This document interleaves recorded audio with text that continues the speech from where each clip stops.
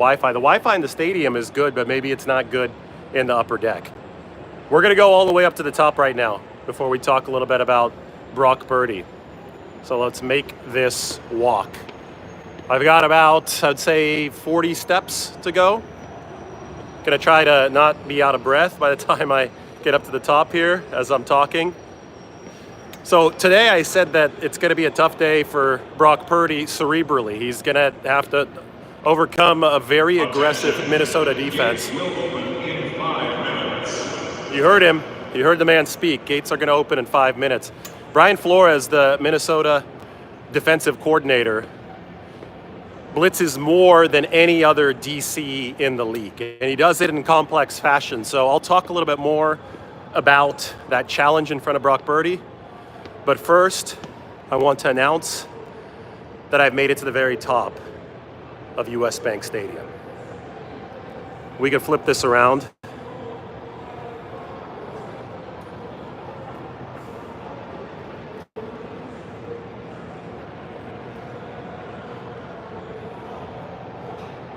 There you go. This is what the nosebleed seats look like here in Minneapolis. They're expecting over 30% of the crowd to be 49ers fans in this game. What are you talking about? Robert Saleh would be out of breath running up the steps. I've seen him running up the steps. He's always sucking wind. Even if you're in great shape, when you go up steps, especially steep ones, you're going to get tired. That's just the way that the cardiovascular system works. Now try holding a gimbal and a camera and talking about Brock Purdy beating the Minnesota Blitz while you're going up the steps. That's the situation that I was in right here. I can give you guys a look at, the view here. Obviously these are the highest seats in the stadium, so we can go even higher if we take these steps up. But the view here includes the whole field, so there's not an obstructed view of the field, but you're so high that like the HVAC system here, gigantic tube, does block your view of the upper deck on the other side, but still really cool. So anyway, Kyle Shanahan's numbers, I don't know where he got these. He probably has a slightly different definition of blitz or pressure, but he says that Brian Flores is blitzing 83% of the time. I do agree with Shanahan that it's the highest rate in the league. The Vikings also run a lot of disguises up front. So they'll show that they're bringing 5, 6 guys, but they could drop back into coverage, especially with Harrison Smith, the safety, and only rush 3. So a lot of confusion is created by this defense up front. There is one overarching goal for the Vikings, though, and that is they want to force teams to pass. They will try to discourage the run as much as possible, and they do that with their aggressive run blitzes and occasionally even with 6-man fronts. I mean 6 defensive linemen along the line of scrimmage. So because Minnesota does this, and they did this last year against the 49ers, they were able to keep San Francisco at only 3 rushing yards last year. That's not a lot. 3 rushing yards a carry, 3.0 per carry. 49ers only rushed 22 times. Obviously, game situation got away from them. They got behind the 8 ball, but they weren't. And I think Christian McCaffrey's fumble on the first drive did not help matters for San Francisco. So the 49ers want to establish a better running rhythm today. But I think to do that, they're going to have to make Minnesota pay through the air. Because when Minnesota is so dead set on stopping opposing teams' run games, Gates will open in 1 minute. Gates will open in 1 minute, guys. You heard the man. So the 49ers absolutely, I think, will have to have success passing the football today, because that's where Minnesota is going to show a little bit more vulnerability. It's going to come down to discipline and protection, not just from the offensive line. That's the anthem rehearsal. I probably shouldn't talk over it.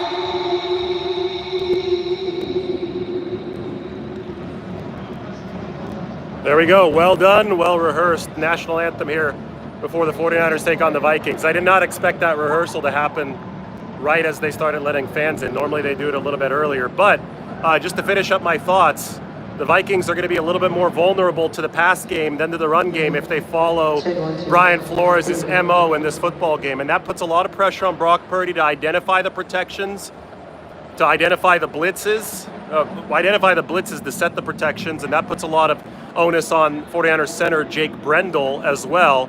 And, you know, it's not just offensive linemen. They're rehearsing again. I can't speak over the anthem.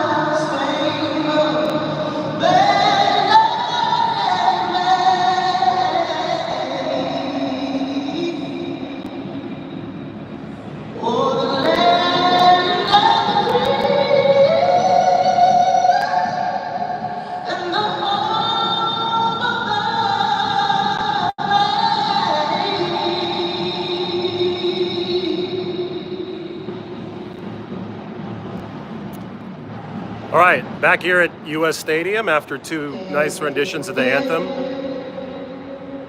to rehearse as fans are being let in. Those of you just joining, I'm talking about the key for the 49ers. The Vikings blitz more than any other team in the NFL. Kyle Shanahan says 83% of the time based on his definition of a blitz and the numbers. They also come with complex blitzes, and they'll also drop 8 into coverage after showing blitz. Their main goal is to stop opposing run games. They stopped the 49ers run game last year. San Francisco on Monday Night Football in this building averaged only 3 yards per carry. So there are vulnerabilities in Minnesota's defense through the pass game, but you have to identify and pick up the blitzes, which is on Brock Purdy, which is on Jake Brendel, which is just on Jordan Mason. Only had 5 snaps in pass protection last week, so that's something he's gonna have to show that he can do. That's on the tight ends. George Kittle's going to be in protection. Eric Saubert's going to be in protection. It is a tall task for the 49ers, but if they can execute on the road in the noise, this is a really tough building to play in, then they will have opportunities to throw downfield. Any defense that does blitz as much as the Vikings, especially blitz against the run as much as the Vikings, will leave itself open to downfield plays in the pass game.